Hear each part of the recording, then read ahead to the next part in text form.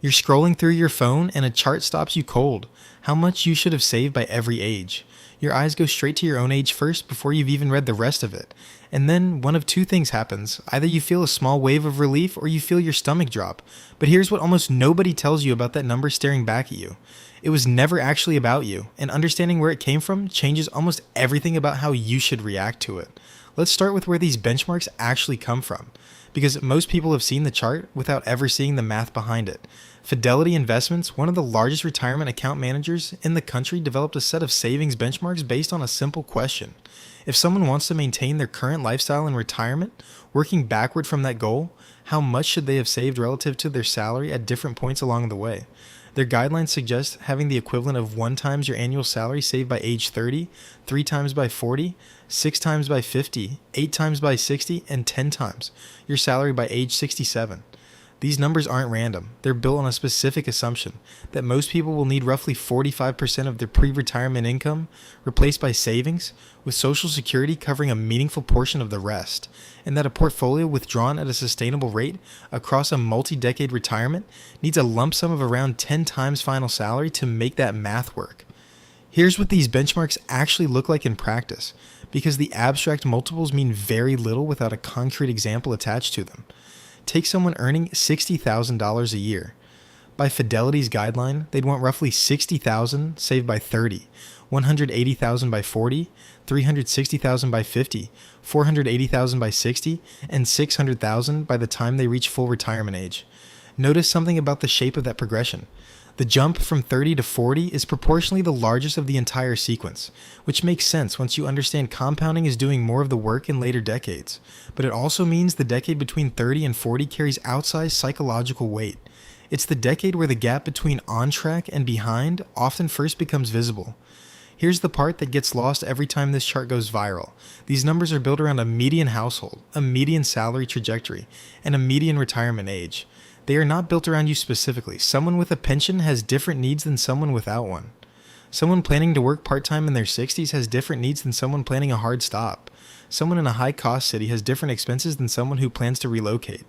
The chart isn't wrong. It's just answering a much more general question than the one your anxious brain is asking when you see it. So why does it hit so hard anyway? Why does seeing a number next to your age produce that specific gut reaction, even for people who logically understand that averages don't apply perfectly to individuals? This is where the psychology becomes more interesting than the math. Psychologist Hal Hershfield has spent years researching something called future self-continuity, essentially how connected people feel to the version of themselves that will exist decades from now. In a series of studies, Hershfield used age-progressed digital avatars, showing people a rendered image of what they might look like at retirement age, and found something remarkable. People who interacted with their age avatar, who saw a vivid representation of their future self, allocated significantly more money toward retirement savings and follow-up decisions than people who didn't. The effect was consistent enough that Hershfield's research is now cited as one of the clearest demonstrations of a simple but underappreciated idea. Many people don't undersave for retirement because they lack discipline. They undersave because their future self feels less like them and more like a stranger they're being asked to take care of. This reframes the entire emotional reaction to that viral savings chart. When you see a number attached to your current age and feel dread, part of what you're feeling isn't really about the money, it's the sudden, uncomfortable collision between a present self who feels very real and a future self who, until that moment, felt abstract and distant. The chart forces a kind of premature meeting between the two. And for many people, that meeting reveals just how disconnected those two selves have been. Not coincidentally, this is often worse in exactly that 30 to 40 decade, because 35 feels closer to 25 than it does to 65, and the future self at 65 can feel almost fictional by comparison. This also explains why simply seeing the number rarely changes behavior on its own. Hershfield's research found that the effect wasn't produced by information. People already knew, intellectually, that retirement was coming. The effect came from vividness, from actually feeling a connection to that future version of themselves. A chart with a scary number produces guilt or anxiety. A vivid, felt sense of your future self produces action. Those are not the same psychological mechanism, even though they can look similar from the outside. This is also where it's worth addressing something the chart never mentions, but that Hershfield's broader body of research touches on repeatedly. The relationship between financial behavior and identity isn't fixed. It can be deliberately strengthened. Some of the follow-up work building on the original Avatar studies, found that even simpler interventions, writing a letter to your future self or vividly imagining a specific future scenario rather than an abstract one, produced measurable shifts in how people valued long-term financial decisions compared to short-term ones. The mechanism isn't magic, it's specificity. A future self with a name, a location, a set of daily habits, and a face, even an imagined one, is harder to neglect than a future self that exists only as a line item on a retirement calculator. So what do you actually do with a number like this once you understand both where it comes from and why it hits the way it does? The first move is separating the benchmark from your specific situation, honestly and specifically, rather than either blindly accepting it or dismissing it out of defensiveness. If you have a pension coming, or you're planning to work in some capacity well past traditional retirement age, or you live somewhere with a meaningfully lower cost of living than the national average baked into these calculations, your actual target may look nothing like the chart. And that's not you cheating the system. That's the chart doing exactly what averages are supposed to do, describing a middle that was never meant to describe every edge case. There's also a version of this problem that runs in the opposite direction, and it deserves equal attention because not everyone who sees the chart reacts with anxiety. Some people react with defensive dismissal instead, deciding the whole framework is flawed or irrelevant to their situation before genuinely examining whether it might apply. This reaction protects the present self from an uncomfortable confrontation, just as effectively as anxiety does. It just wears a different disguise. Skepticism toward a specific number is often reasonable. Skepticism toward the entire underlying question, whether you're currently on a path that will support the life you want decades from now, is usually a different thing, wearing the same clothes.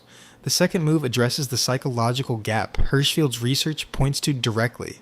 If part of the reason people fall behind these benchmarks is a weak sense of connection to their future self, then the fix isn't more guilt about the number. It's building a more vivid, more concrete sense of who that future person actually is. What do you picture yourself doing at 65? Where do you picture living? Who do you picture spending time with? This isn't a soft, feel-good exercise disconnected from the math. Hershfield's own research demonstrates that people who can answer these questions specifically, who can actually picture that future self with some clarity, make measurably different savings decisions than people for whom retirement remains a vague, distant abstraction. The third move is recognizing that even if you're behind the benchmark for your age, and a significant percentage of people are, the chart describes a static snapshot, not a verdict on your entire financial trajectory. Someone at 35 with half of what the chart suggests isn't permanently behind. The math that produces these benchmarks assumes a relatively steady savings rate over decades. A person who increases their savings rate meaningfully in their late 30s and 40s can close a gap that looked alarming a few years earlier because compounding rewards the years remaining, not just the years already spent. If you're meaningfully behind, the instinct is often to look for a dramatic fix, some aggressive investment or sudden change in income that closes the distance quickly. But the math behind these benchmarks rewards a different kind of intervention entirely. A modest, sustained increase in savings rate, maintained consistently over a decade, tends to move the needle more reliably than a brief burst of intensity followed by a return to old habits. This isn't a satisfying answer for anyone hoping for a shortcut, but it's the honest one. The alternative, a kind of financial whiplash between guilt-driven overcorrection and eventual burnout, often leaves people further behind than a steady, unglamorous increase would have. It's also worth acknowledging what these benchmarks quietly assume about stability, because for a large number of people, that assumption doesn't hold. The chart imagines a relatively continuous career, steady income growth, and few major disruptions. Real financial lives rarely look like that. Job loss, illness, caregiving responsibilities, divorce, and dozens of other disruptions can knock someone off the smooth trajectory the benchmark assumes, sometimes for years at a stretch. If your numbers don't match the chart because of something like this, the appropriate response isn't shame, it's recalibration. The benchmark describes an idealized path, not a moral ranking of who deserves financial security and who doesn't. None of this makes the math disappear. Compounding still rewards early action. $1 saved at 25 genuinely does more work than $1 saved at 45, and no amount of psychological reframing changes that basic arithmetic. But the arithmetic was never the part most people were struggling with. Most people can do the multiplication. What they struggle with is caring, in a felt and immediate way, about a version of themselves who doesn't yet exist, whose face they've never quite pictured clearly, and whose entire financial future depends on choices being made right now by someone who has 100 more urgent things competing for the exact same attention.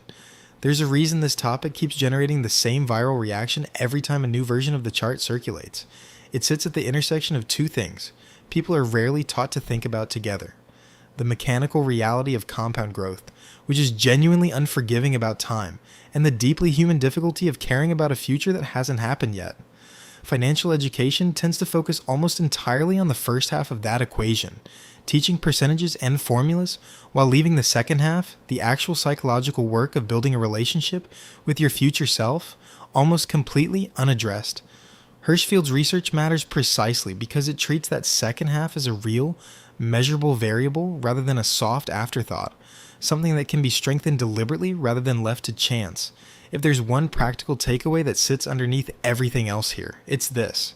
The next time you build or update a savings goal, don't just write down a number. Write down who that number is for, specifically. Not future me, which barely registers as a real person to most brains, but a version of yourself with enough detail to actually feel like someone worth protecting. Where are they living? What does an ordinary Tuesday look like for them? Who's still in their life? The research suggests that this small act of imagination isn't sentimental decoration on top of the real financial work. For a lot of people, it is the real work, the missing piece that turns a scary chart into an actual plan. So the next time a number like this stops you mid-scroll, notice what actually happens in that moment. Notice whether the reaction is really about the math, or whether it's that flash of unexpected contact with someone you haven't thought about carefully in a while, someone who happens to share your name and will one day be entirely responsible for living with whatever you decide today. You're scrolling through your phone again and another chart stops you cold. This time, though, you know what you're actually looking at. Not a verdict, not a stranger's demand. Just a rough sketch of someone you're going to become, asking as gently as a spreadsheet can ask anything to be remembered a little more often between now and then.